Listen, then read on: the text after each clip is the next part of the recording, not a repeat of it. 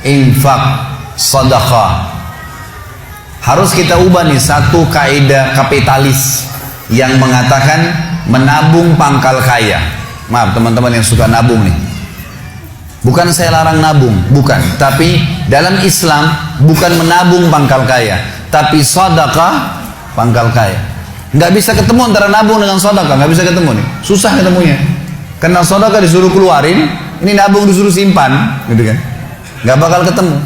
Dalam Islam makin sering kita keluarkan di jalan Allah, makin terbuka tuh rezekinya. Ya, ini dalilnya banyak. Di antaranya hadis Bukhari, hadis Qudsi, di mana Allah Subhanahu wa taala berfirman, kata Nabi SAW, Allah berfirman, "Ya bna Adam, anfik alaik." Wahai anak Adam, berinfak dulu di jalanku, aku baru berinfak padamu. Sedekahin dulu, baru aku kasih kamu.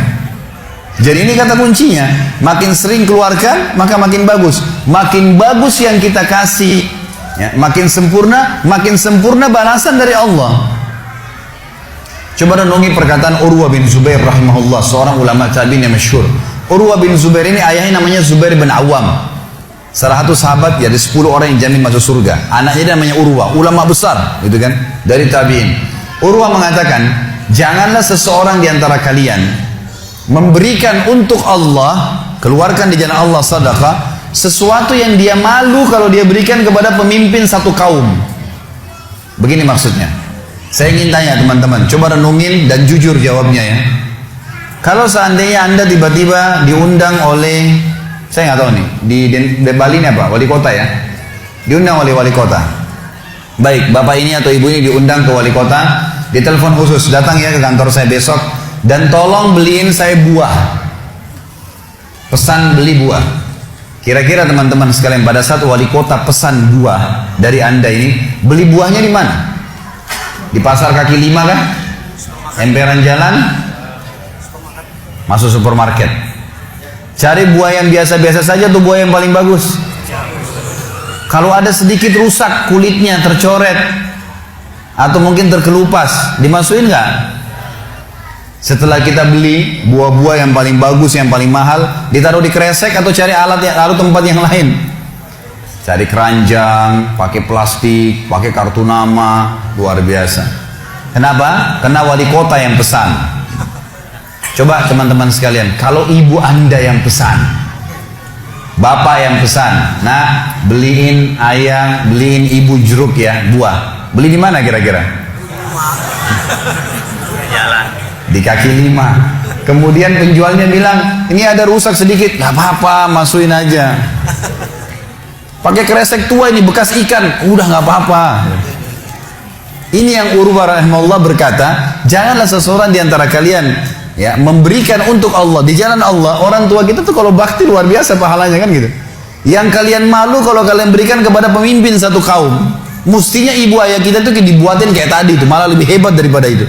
Pilihin buah yang paling bagus, dikemas yang paling bagus dan seterusnya. Mestinya begitu. Tapi seperti itulah manusia, karena tidak paham teman-teman sekalian.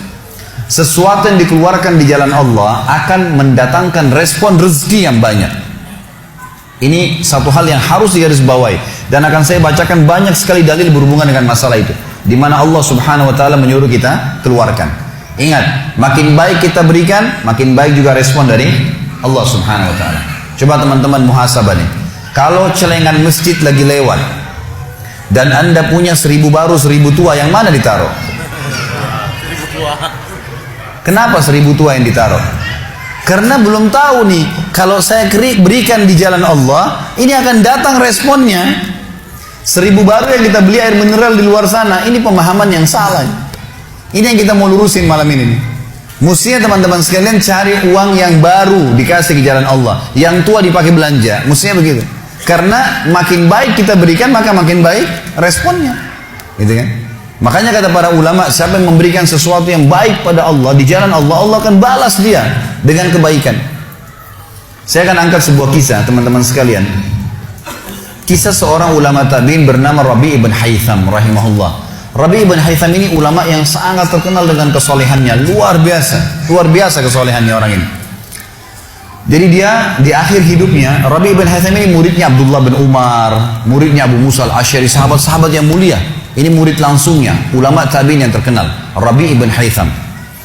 Rabi' ibn Haytham ini di akhir hidupnya sempat stroke setengah badan. Datanglah 2 orang muridnya bertamu ke rumahnya, dan ini termasuk adab yang baik.